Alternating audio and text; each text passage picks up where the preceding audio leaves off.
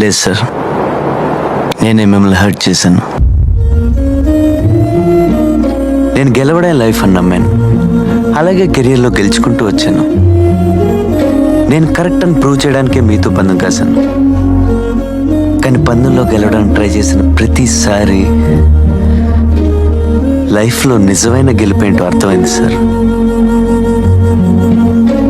నేను మారానన్న సంగతే నాకే తెలీదు మ్యాగీ చెప్పేదాకా. ఈ మార్పు కరెక్టా కాదా అని ఆలోచిస్తే వీళ్ళు కలిసినప్పుడు మీ అందరిలో చూసిన ఆనందం గుర్తొచ్చింది.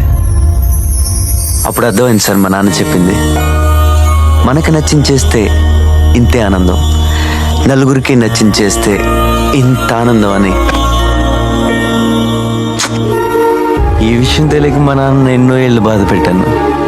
బాధ నోచుకున్నాడే తప్ప నన్ను ఎప్పుడు దూరం చేయలేదు. నాన్న కదా.